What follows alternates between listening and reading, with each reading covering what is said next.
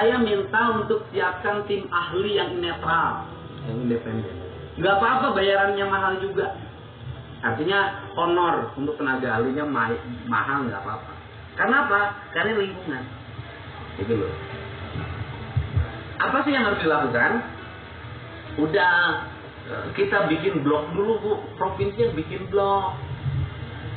Blok plan. Ya dong, jangan kita kabupaten yang bikin blok. Provinsi dong. Ingat loh, saya di Komisi 4 dulu, seharusnya tata ruang itu dirumuskan per pulau. Ya gimana, kan satu sama lain saling berhubungan. Ini tata ruang, kan lucu-lucuan tuh. Ini kabupaten ini begini, kabupaten ini begini. Itu sama dengan UMK Bu. UMK juga lucu. Kenapa lucu? UMK Purwakarta dengan Kerawang berbeda. Selisihnya hampir 1 juta misalnya kan. Sedangkan kawasan industrinya berempet. Ada kota Bukit Indah, ada Karawang, Indah City. Nah hiji Bu. Gitu loh. Tetanggaan harap-harap beda 1 juta mana jemuran. Nah jadi ini saya pengen blok.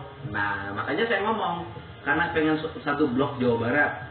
Nah kira-kira siapa dulu yang paling original netapin, walaupun mungkin nggak bisa sekarang ngikutin itu karena terjadi perubahan, tapi minimal kita bisa memperbaiki hal yang salah.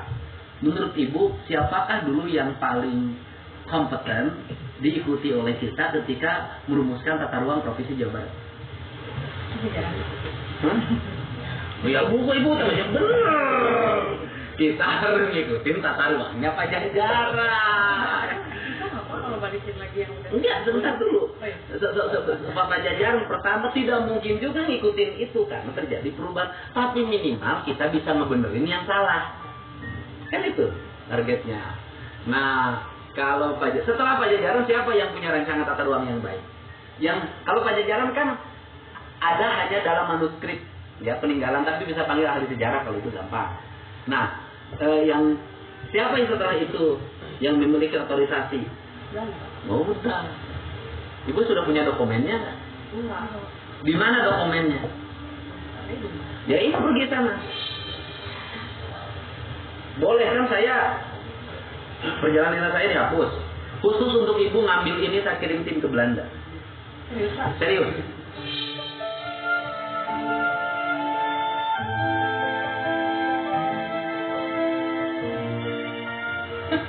Untuk ngambil tata ruang, sejarah, bahasa, karena museum bahasa Sunda yang terbaik di Belanda Bu.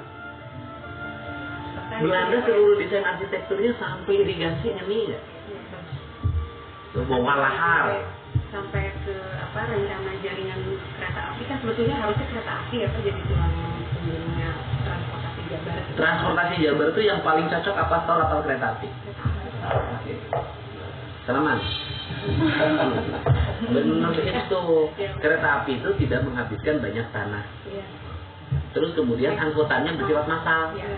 Karena sekali ngangkut 1.000 orang.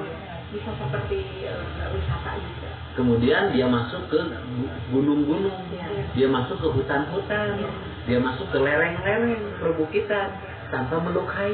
Aduh kayak. Udah ada kok yang reaktivasi. Nah sekarang ini, oke. Seluruh peninggalan Belanda ini kita reaktivasi lagi menjadi jalur transportasi darat kita. Oke? Segera Ibu bikin rancangannya, 2026 kita mulai aktifkan. Karena bagi saya, jarang provinsi selesai. Tahun depan paling hanya butuh 1 triliun lagi. Saya sudah ada di otak saya, kita masih punya existing uang sekitar 4 triliun yang bisa reaktivasi kereta api. Dengan saya pasti tercapai dengan yakin. Jadi cekolot Sundama. Kau mabur sarulukna sama leungiteun pandana, Ciamis tinggal paitna, Ciherang tinggal kirukna, Resi leungiteun hajina, Pandita ilang komara, kadulu ku hawa nafsuna, Bangkong di kongkorong kujang, kacai mawa camesti. Itu ramalan leluhur Sunda tentang masa depan Jawa Barat. Ini sekarang. Bangkong ini sekarang udah kau mabur sarulukna, udah. Nggak usah dulu kan tetangga kaum sesama leungiteun pandana, ini tempat kita tidur dan leungiteun pandannya udah nggak tidur kehilangan nyenyaknya. Gitu. Nggak apa-apa belajar sama siapapun. Itu Belanda kita belajar. Toh sampai sekarang kita masih menggunakan peninggalan gedung sate peninggalan Belanda, gedung Presidenan peninggalan Belanda, gedung Pakuan peninggalan Belanda. Iya. Kulkas. Terus kemudian kita sudah tidak ada yang ditinggalkan, Bu. SD 5 tahun katukan seluruh jembatan ke Roboh. Masih ya? ITB Belanda. BI Braga Belanda. Termasuk juga Oman. Itu teh Oman teh yang punya uang saya. Haji Oman.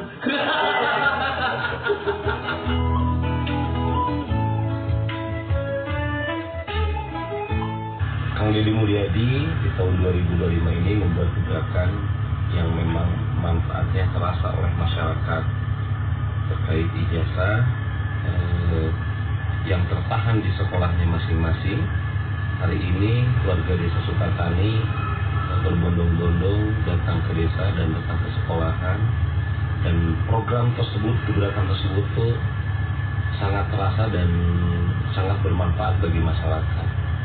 Khususnya saya, Kepala Desa Sukatani, mengucapkan terima kasih kepada Kang Deddy Mulyadi dan Provinsi Jawa Barat dengan inovasinya, dengan gebrakannya hari ini, programnya bahwa ijazah tidak ada lagi yang tertahan, dan yang tertahan harus diberikan kepada siswa-siswa yang memang hari ini masih tertahan karena tunggakan, karena hal-hal lainnya, dan mudah-mudahan ke depan ijazah tersebut bisa dimanfaatkan semaksimal mungkin dan sebaik mungkin dan bermanfaat untuk siswa-siswa yang hari ini ijazahnya masih tertahan. Atur nuhun, semangat terus Kang Deddy. Pokok pikiran, ide, gagasan Kang Deddy selalu kita pakai, dan mudah-mudahan ke depan kita pun akan mengikuti jalan-jalannya Kang Deddy Mulyadi dalam hal reformasi birokrasi, reformasi anggaran, dan reformasi pola hidup kita, mindset kita. Pokoknya keren lah Kang Deddy Mulyadi. Terus semangat Kang Deddy, terus semangat Pak Gubernur, terus semangat Pak Bupati. Mudah-mudahan Purwakarta istimewa dan Jawa Barat pun istimewa. Hatur nuhun. Assalamualaikum warahmatullahi wabarakatuh. Sampurasun. Oke, jelas ya. Sangat progresif sekali hal-hal yang dilakukan oleh Kang Deddy Mulyadi. Padahal belum dilantik, teman-teman. Kebayang nggak kalau sudah dilantik? Dan kalau saya perhatikan dari bagaimana media sosial Kang Deddy di YouTube-nya, itu hampir setiap hari tidak pernah berhenti. Atau bahkan lebih dari sekali upload video di YouTube dalam sehari. Coba betapa sibuknya Kang Deddy Mulyadi mengurus tentang bagaimana tata kelola Provinsi Jawa Barat. Saya katakan tadi di awal, mungkin ada pihak-pihak yang tidak suka dengan langkah-langkah yang Kang Deddy lakukan ini. Ya, semisal orang oknum-oknum di pertambangan yang kemarin ditutup, ya, kemudian oknum-oknum guru-guru di sekolah yang mengkapitalisasi siswa-siswa untuk melakukan pembayaran anggaran-anggaran yang sebetulnya tidak terlalu substansial, yang ada di mana ada yang lebih penting untuk diurusi, untuk diayomi, yaitu adalah balik pada cita-cita mencerdaskan kehidupan bangsa secara substansial dari metodenya. Kemudian mungkin juga orang-orang yang menjadi pendukung Kang Ridwan Kamil secara kacamata politis ini juga tidak suka dengan Kang Deddy Mulyadi. Tapi mau tidak mau, Kang Deddy Mulyadi ini sekarang yang menjabat sebagai gubernur bukan berarti hendak ingin mendesak atau menyudutkan Kang Emil, tetapi Kang Deddy ingin kemudian merombak tentang bagaimana tata kelola kepemimpinan pemimpin sebelumnya di Jawa Barat. Mau tidak mau pasti bahas ya. Ketika Kang Deddy membahas tentang anggaran di Jawa Barat, tidak hendak berbicara Kang Emil, tapi mau tidak mau semua yang dilakukan oleh Kang Emil, nggak semua ya, banyak mungkin itu terlihat secara umum ya, secara kasat mata atau secara permukaan. Di antaranya ketika membahas tentang Masjid Al-Jabar yang ternyata hutangnya besar ya, bukan cuma itu, bahkan hutang Jawa Barat itu 3, sekian triliun yang harus kemudian dilunasi. Nah, ini tugas Kang Deddy Mulyadi untuk bagaimana kemudian membangun Jawa Barat lebih baik lagi. Ya. Jadi ini the power of media sosial ya. Semenjak Kang Deddy Mulyadi membahas tentang bagaimana penemuan terhadap anggaran tidak efisien di Jawa Barat senilai 1,4 triliun, utang Aljabar, Masjid Aljabar itu, kemudian tentang penambangan ilegal, kemudian sekolah-sekolah yang di sana ada pungli, kemudian kinerja sekolah yang lalai untuk menangani siswa-siswa yang hendak ingin mendaftarkan SNBP atau apa itu untuk masuk ke perguruan tinggi melalui jalur nilai. Banyak pergerakan-pergerakan yang dilakukan oleh Kang Deddy Mulyadi kemarin soal Jalan Parung Panjang yang juga ini mungkin juga pemerintahan di Banten akan terlibat ya untuk dibahas tentang bagaimana ini pembangunan jalan di Parung Panjang yang kata sumber wawancara yang dilakukan oleh Kang Deddy itu makan sampai ratusan korban, 100 lebih korban selama kurang lebih 2 tahun ke belakang ya, atau kurang lebih setahun 2 tahun itu. Nah, coba Anda bayangkan ini, langkah-langkah yang Kang Deddy lakukan, saya pikir ini penting untuk dijadikan sebagai sesuatu yang disebut hikmah. Ya, jadi hikmah bukan mental-mentalan, bukan cek kodam, enggak. Hikmah itu sesuatu yang bisa membuat manusia memunculkan kesadarannya sebagai makhluk berpikir, merenungi, mentadaburi alam. Ya, dia bisa menempatkan dirinya sebagai apa, tentang bagaimana hal-hal yang harus dilakukan.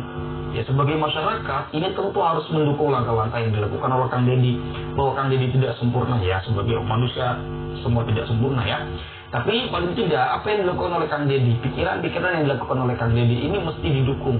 Kalaupun perlu dikritik jika memang ada yang perlu dikritik. Tapi jangan lupa untuk didukung ya. Dan kita doakan mudah-mudahan Kang Deddy Mulyadi ini diberikan kesehatan ya. Umumnya kita semua lah diberikan kesehatan, zahiran wa batinan. Begitu teman-teman ya, barangkali hal-hal yang dapat saya sampaikan kurang lebihnya saya mohon maaf. Hadanallahu wa iyyakum ajma'in. Salam cinta damai untuk semuanya, untuk NKRI tercinta, salam Pancasila. Wallahu huwal muwaffiq ila aqwamit thoriqin. Wassalamualaikum warahmatullahi wabarakatuh.